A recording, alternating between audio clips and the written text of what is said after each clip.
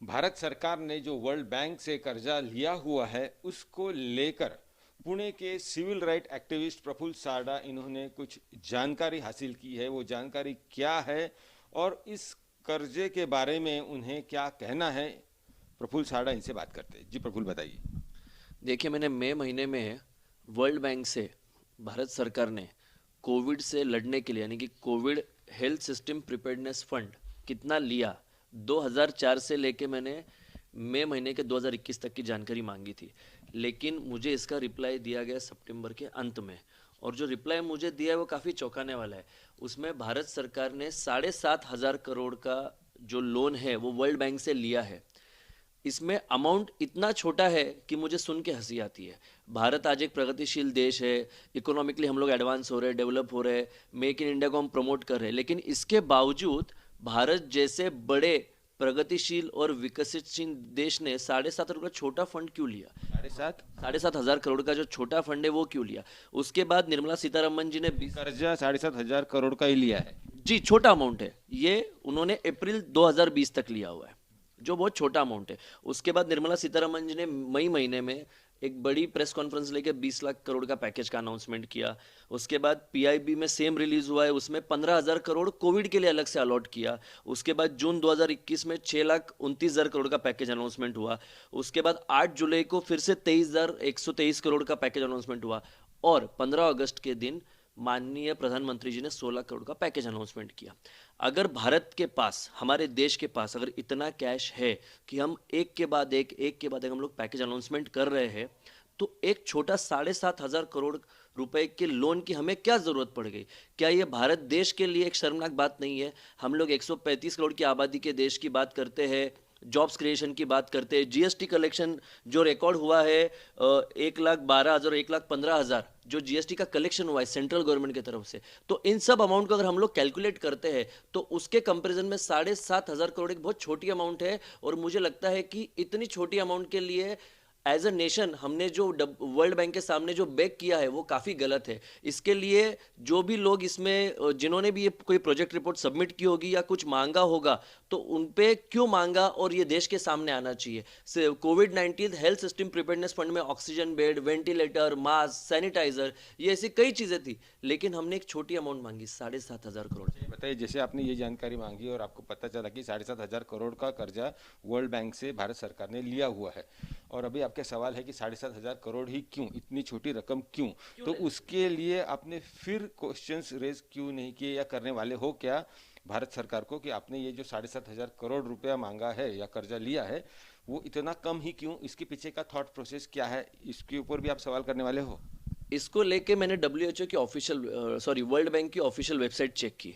World bank के website पे लिखा है कि उन्होंने अब तक 2,25,000 करोड़ का भारत सरकार ने उनसे कर्जा लिया है। लेकिन मेरा क्वेश्चन अभी भी वही है कि हमारे पास अगर इतना कैश रिजर्व है तो हम लोग छोटी छोटी अमाउंट वर्ल्ड बैंक से क्यों मांग रहे हैं? उल्टा हमने जो वैक्सीन एक्सपोर्ट की, लगभग 7 करोड़ हमने वैक्सीन एक्सपोर्ट की कई देशों में, इसका मतलब हमारे पास ऑलरेडी काफ़ी कैश रिजर्व है, तभी हम ये कर पाए। तो छोटे अमाउंट के लिए मुझे लगता है कि हमें वर्ल्ड बैंक के सामने हाथ फैलाने चाहिए, मुझे नहीं लगता कि इसकी कोई ज़रूरत है।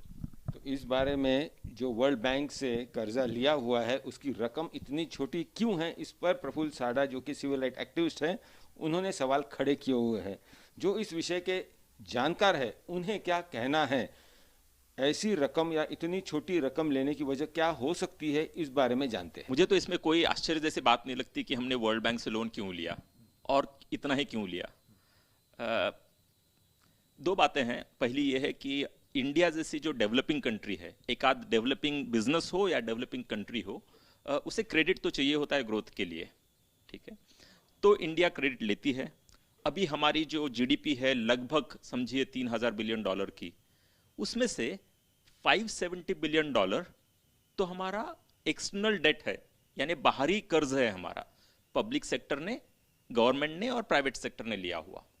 उसमें से लगभग $100 बिलियन ये मल्टीलैटरल एजेंसीज या बायलैटरल एजेंसीज का, यानी वर्ल्ड बैंक, यूएन, आईएमएफ या जापान इंडिया रिलेशनशिप, ये सबसे लिया हुआ कर्ज है। अब इसके दो फायदे होते हैं। पहला ये कि ये जो कर्ज है इसका इंटरेस्ट रेट, ब्याज दर, ये बहुत कम होता है कमर्शियल बैंक से। दूसरा, इसका जो ड्यूरेशन होता है, रीपे करने का टाइम होता है, वो बहुत ज़्यादा टाइम मिलता है। तो इसलिए ये लोन अच्छी बात है, क्योंकि हम डेवलपिंग कंट्री है, हमें क्रेडिट तो चाहिए ग्रोथ के लिए। और अगर हमें वर्ल्ड बैंक या IMF या UN से ले रहे हैं तो बहुत अच्छी बात है, क्योंकि उसका कर्जा का रेट कम है और ज़्यादा ड्यूरेशन के लिए है। सवाल ये खड़ा किया जा रहा है कि अगर फाइनेंस मिनिस्ट्री इस कोरोना काल में 20 लाख करोड़ का पैकेज अनाउंस कर रही है, तो फिर 7,500 करोड़ ही कोविड के लिए कर्जा वर्ल्ड बैंक से क्यों लिया जा रहा है? ठीक है, तो देखिएगा, ये जो 20 लाख करोड़ का पैकेज था उसके दो अलग अलग हिस्से थे। जैसे कि हम कहते हैं, कई सारी उसमें तो क्रेडिट गारंटीज थी। जैसे MSMEs को हमने 3 लाख या 4 लाख करोड़ रुपए की क्रेडिट गारंटी दी गई। तो ये पूरा का पूरा फिस्कल बर्डन नहीं है कि 3 लाख करोड़ नहीं दिए गए, उसकी क्रेडिट गारंटी दी गई है। तो बेनिफिट तो 3 लाख करोड़ का हुआ, बट सरकार का खर्चा 3 लाख करोड़ नहीं हुआ उसमें। अगर वैसे देखा जाए तो 20 लाख करोड़ में से लगभग 2-3 लाख करोड़ रुपए का सरकार का खर्चा डायरेक्टली हो गया होगा। ठीक है, अब उसमें से जितना वर्ल्ड बैंक से हम ले सकते हैं या IMF से ले सकते हैं उतना हमने लिया है, वो अच्छी बात है।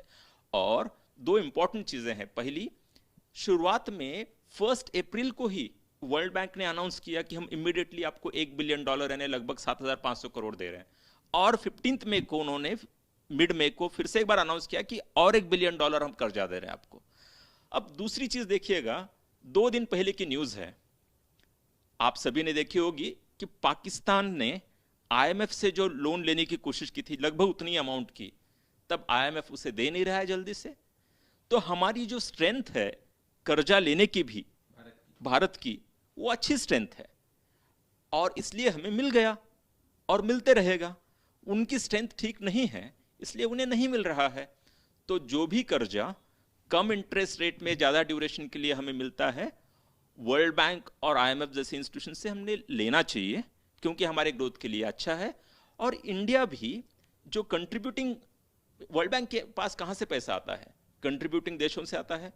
थोड़ा ज्यादा सा आया होगा US, UK, चाइना से, बट इंडिया ने भी उसमें कंट्रीब्यूट किया है उस कॉर्पस में।